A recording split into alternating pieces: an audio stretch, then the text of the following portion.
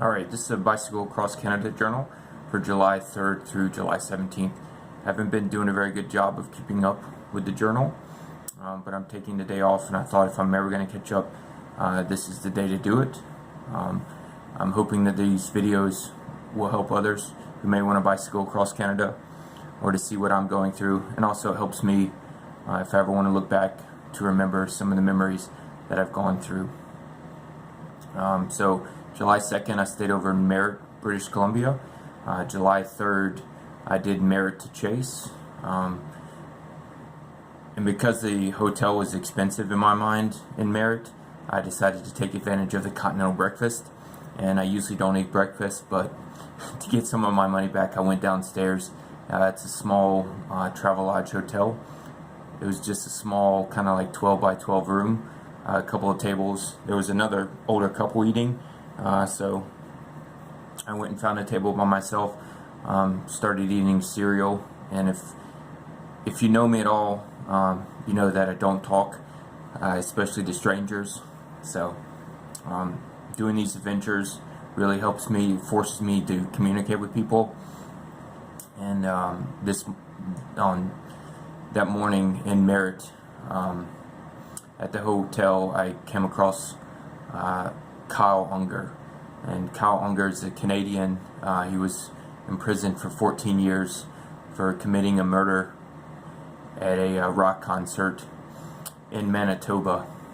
He spent 14 years in prison, and he was just recently released. I found this out after I met him, but for some reason he decided to sit at the table, and there were other tables to choose, but he decided to sit at the table and try to strike a conversation with me, and of course I wasn't having it. And he kept saying, "Do you know who I am?" And I would of course say, no, I don't know who you are. I would, "Do you know who I am?" And he's like, "Dude, you don't even know who I am." I was like, "Dude, you don't even know who I am." So he kept on, and he kind of gave up on it a little bit, and eventually I started asking him about the history of the town, trying to get some local knowledge from him. But he kept saying he was world famous, there's 14 movies about him, and all this kind of stuff. And I just, if you know me, I wasn't communicating with him at all. He's like, "Are you from far away?" And I said, "I don't know. How far is far away?" And I was just confusing him. If you've talked to me, you know how I am. I rarely answer people's questions. But anyways, I got to meet Kyle Unger, and then following breakfast, I did a little background research, and it's an interesting story. I still don't know what to believe, but he was telling me at breakfast that, you know, he had basically had a windfall, and it ends up that he was wrongly convicted, so the government gave him $14 million, and during the breakfast it made more sense. He kept telling me that he had like $3,000 a week to spend and all this stuff, but he asked me to go and do some things with him. And again, if you know me, you know that I'm not an exciting person at all. So I told him I was going to go bicycling, and it was nice meeting him. But that was an interesting breakfast, continental breakfast I had at the Travelodge. So I left Merritt, I rode to Chase. I got off Highway 5 and I actually took 5A. I was hoping this would get me away from the traffic, and it did. It was more towards the recreational, the RV, people, not really many tractor trailers and stuff. It was absolutely beautiful. I saw some eagles that I didn't realize they were eagles, so I started trying to take the photo, and then I of course couldn't get any good shots of them. But it's a beautiful ride on Highway 5A up to Kamloops. It's going to be a little bit longer route, I think, but it's very scenic, and I'd definitely say it's worth going on. And then from Kamloops, I took a little break and then headed on to Chase. So I think that was it for the day. Also in the Unger story, a neat thing is that, well, I don't know if it's neat, but one of the things is he confessed to the crime. So if you want to look it up, it's Kyle, K-Y-L-E U-N-G-E-R. It's an interesting case that unfortunately happened. Alright, July 4th, next day, I did Chase to Revelstock. sorry, Merritt to Chase on July 3rd, that was 98 miles. On July 4th, I did 100 miles. I did Chase to Revelstock. There was construction, snow-capped mountains, and I was back on Highway 1. Again, it was scenic. That was pretty much it. July 5th, I did Revelstock to Golden. That was 94 miles I did that day. In that section, as soon as you leave Revelstock, it's 150 kilometers of no gas station. So you also have to do Rogers Pass. So just be aware of that. On this trip, I've just used 2 water bottles, and then I'll carry a third, like a liter of Gatorade, a liter of Coke. And so far I've survived. But just in that section, that's probably the longest section so far that I've had, that I really worried about it. But I made it through. Rogers Pass is, I don't know, it's not too difficult. It is a pass though, so do take that into mind. I really didn't think about when I did it. So at the end of the day, I was really tired. So I stayed in Golden, and after doing the 94 miles the day before, my whole body, my shoulders, my neck, everything was hurting. I didn't want to sit on the seat anymore. So I took the next 2 days off. I took July 6th and July 7th off in Golden. There's a nice small bike store. I got them to replace the cable that runs to the rear derailleur because I was still short of gear on that. Golden's a great town. You can walk around it. It's in the wintertime, it's a big ski place. In the summer, it's a mountain biking kind of place, but it's a nice, relaxing town. It is expensive though. But it's got a beautiful scenic mountains, snow-capped mountains all around, and a river running through it. So I took 2 days off. July 8th, I did Golden to Lake Louise. And so as I went east, I kept asking people at Rogers Pass. I stopped in the rest area and talked to one of the park rangers, asking him, do you go to Banff? Do you go to Jasper? And I asked a few people, and they said, hey, you need to go talk to this guy. And I finally talked to the right guy. I think it was Brandon, and he was enthusiastic about what I should go and see. So he wrote down like 3 to 5 things I should go see, and that kind of made my decision that, hey, I'm going to head towards Jasper. If I were to do it again, I probably would come from the north and hit Jasper down to Banff, and then head over to Calgary. But I decided to do Lake Louise. You kind of go northwest. You actually kind of go backwards to Jasper, and then I headed over to Edmonton. But if you do the Jasper to Banff to Calgary, you kind of miss the whole Yellowhead Highway, which is Highway 16, which is beautiful. And I definitely recommend you check out my Instagram, Facebook photos to see some of the things I've seen to help you plan on your trip. But I left Golden after a 2-day break, and I did 60 miles. I wanted to take it easy, make sure I still enjoyed what I was doing. And then from Kamloops to Lake Louise, you're on Highway 1. But from that Golden to Lake Louise, it's very scenic, and it's also extremely touristy. And I got into Lake Louise to the campground, and it's booked, and it's probably been booked for months. But they happen to have these shared sites where people can volunteer to share, and so they hooked me up with someone. I went over and asked them if I could share, and they found out from a rest area that you could actually share campsites, and then I gave them $10, and I shared a site with them. There was no shower that I found. There's a grocery store in the town of Lake Louise. It's very expensive, and it's actually cheaper to buy your meals and your food out of the Petro-Canada gas station in Lake Louise. I bicycled that night up to Lake Louise. It was super crowded, hundreds, if not close to 1,000 people. It was so crowded. So I kind of just wanted to get out of there. So the next morning, July 9th, I did 82 miles. I did Lake Louise up to what they call the ice fields. That's on Highway 93, and that takes you through Jasper National Park. There's no commercial trucks that can go on that road, so it's really nice. It's all tourists that you're sharing the road with. As I entered the Jasper National Park, there's I kept wondering if you have to have a pass to go into national parks in Canada. So I would kept asking the rangers, and the rangers kept saying, "You're on a bicycle, I don't think you need a pass." So, and they kept saying, "I don't think you need a pass." So it was confusing to not get a direct answer. No, you don't need a pass, or maybe you should get a pass. But no one ever questioned me. I never got a pass. The passes, I'm told, are 150 Canadian dollars, but it lasts for the entire year to a national park. But it was really expensive in my mind, so I was glad that I didn't have to get a pass, and nobody questioned me throughout the parks. But I went from Lake Louise to the ice fields on Highway 93, and it's super scenic. One of the things I'd say that you must do is you have to go see Bow Summit. If you're in Jasper National Park, that's probably was my favorite.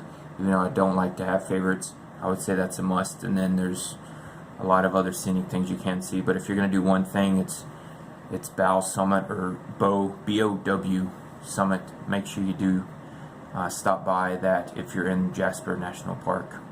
Also, one of the great things about riding here in July in Canada is basically from 5 a.m. until 9 p.m. there's sunlight, so you can ride until your heart's content. There's only 5 hours of darkness, so you can ride as long as you want to. I haven't been taking advantage of it, but if you really want, if you're one of those people who like to get up early, you can. Or if you're someone who, more like I am, more inclined to ride at night, you can do that as well. I try to stop by 7 or 8 o'clock because restaurants do close on the small towns. They don't stay open, so after 8 o'clock you are taking a gamble. But I'm too lazy to get up at 5 a.m. and start riding, even though I could grab a few more miles in. So that was July 9th. Let's see. I am getting sunburn. I don't know if you can see on the side here, and I don't know if you can see my arm. On my right arm, so my right face is worse than my left side. That sun's coming from the south, and it sits there, and you can see my glasses as well. So I did end up buying some sunscreen. I don't use it every day, but I'm pretty sure most of us who ride are probably going to have to use sunscreen unless you spend a little more time in the sun. I didn't spend enough time in the sun before I came up here. So July 10th, the ice fields. I went from the ice fields to Hinton, a town called Hinton. So that was 114 miles. So I went from the ice fields. There's like a visitor center there, and you can see this glacier. But from there, you go up to the town of Jasper, which is a total tourist town. Everything's tourism prices. I kind of took a break there, and then I went ahead and headed on to Hinton. Hinton's, as soon as I left the town of Jasper, the miles were just flying by. There's a nice shoulder. It was flat, no more hills, and I kind of just cruised into Hinton. There's a little bit of a hill, but it's not like you were experiencing in the park of Jasper. I got to Hinton, and they were sold out and wanted crazy motel prices. So I got one of the last rooms in town. I want to say it was like 126 Canadian. So I was really disappointed that I had ridden all that way. But anyways, I did to Hinton. On that day, from the ice fields all the way to Hinton, I got rained on 3 times. Sometimes it was cold rain because I was in the park. Sometimes it was just a light shower. Also in Jasper National Park, even though it is tourism, some of the area, they're repaving it right now. It's 2018. Some of the shoulders, like every, I don't know, 10 feet, every 3 meters is like this little 1-inch drop in the pavement. So you just like literally are bouncing every other second, every 2 seconds. It's quite annoying, so it makes you want to ride on the road. But take aware of that. There are some bad shoulder parts. And then once you leave the town of Jasper, you connect onto Highway 16, which is known as Yellowhead Highway, and that highway takes you all the way from Jasper all the way to Manitoba, Winnipeg. So it's a road you're going to stay on for a long time, so you need to get used to liking it. If you don't like 16, that's pretty much the route to head east when you're up in the Edmonton area. If you stay down in Calgary, you can stay on Highway 1 and head over, but I chose to go north and then head over to Edmonton and then stay on 16. So I've been on 16 for like the last week or so, and it's beautiful. It's all prairie farm fields. A lot of people may say that it's boring, but to me it's not boring. It's scenic and easy to ride. So I left Hinton and I did Hinton to Wabamun. It's W-A-B-A-M-U-N. That was 140 miles I did that day. I was able to get up a little early in Hinton.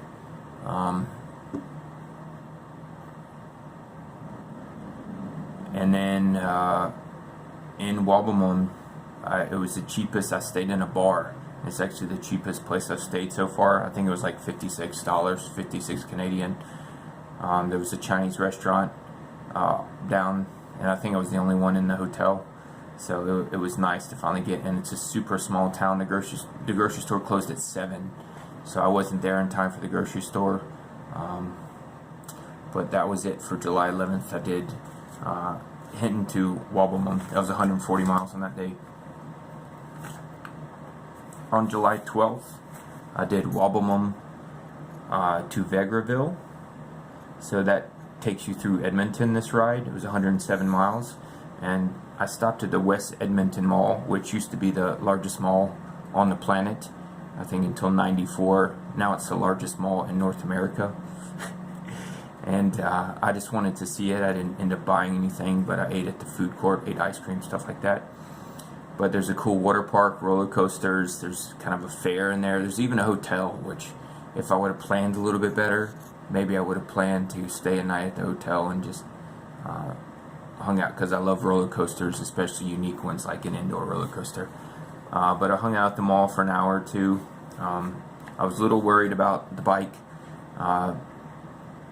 being outside the mall, but I talked to security and they said there was a camera on it. So the bike's been around the world. I was trusting that it would be there when I got back, and that's one of the reasons I like not traveling with a brand new bicycle, is that when something happens to it, it's not like I just lost something new.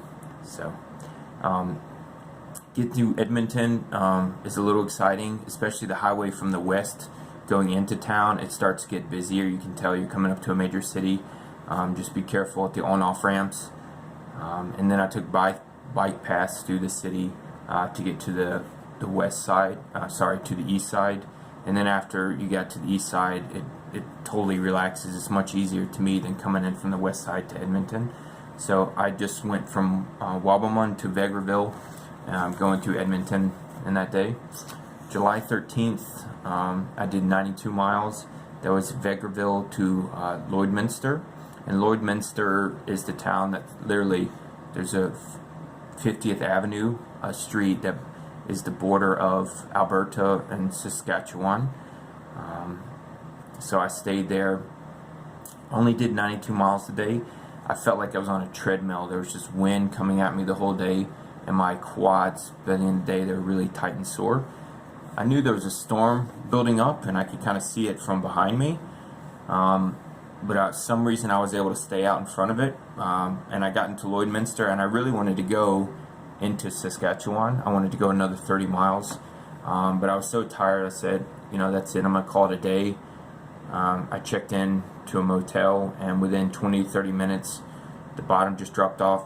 Hail started coming down, so it was a pretty good storm. There were warnings all around. So in the end, I was glad that I stopped short. But you can get some hailstorms in the summertime, and you can get some wind. So that day I had wind against me, but on July 14th, it had totally done a 180, the wind, and it was pushing me. And it was probably 15 to 20 to 25 miles an hour wind, and I was able to do 132 miles on that day. So I did Lloydminster to a town called Radisson. So in Radisson, there is nothing, according to my notes. So I'm trying to remember where Radisson. Oh, okay, yeah. So Radisson, there's a truck stop, and there's a restaurant there. So they actually have sushi at this restaurant, but I was too afraid to try it at the truck stop. So Radisson's a super small town. There was actually a bar that says it's a hotel, but there's wood. I have a photo if you look in the photos. Wood covers all the windows, all that good stuff, and I was afraid to even go inside. So I went to the one motel in town. It's back on the highway, had to kind of backtrack, and it's near the truck stop, and I ate dinner out of the truck stop. So that was from Lloydminster to Radisson. That got me into Saskatchewan. So the weather, that storm that had come in, it was actually kind of cool weather. So I had 2 days of tailwind. So on July 15th, I did 144 miles. That was from Radisson to a town called Dafoe, D-A-F-O-E. Again, another tailwind. I had to go through the town of Saskatoon, and I didn't want to go. I tried to skirt the towns because I just don't feel it's much fun to ride a bicycle with a bunch of cars around. So as I skirted the town, the last stop before I left town was Costco, the wholesale club store. So I kind of snuck in there, and I ate a hot dog and got a sandwich. It was super crowded. I could barely find a seat. I could only sit down for like 5 minutes. I was kind of hoping to hang out in Costco and drink as much as I wanted to, but I ended up only staying a few minutes. But after I left Saskatoon, there's basically nothing. July 16th, I did 103 miles. I did Dafoe to Yorkton, which is where I am now, is Yorkton. And today the wind was from the north. So the last 2 days I'd done 132, 144. So today I was like, this sucks. It was back to normal kind of riding. So I was only able to do 103, and I struggled. I didn't want to sit on the seat. I was tired. In this section, there's something called Quill Lakes. It's known for international bird watching, so you'll see a lot of birds in this section.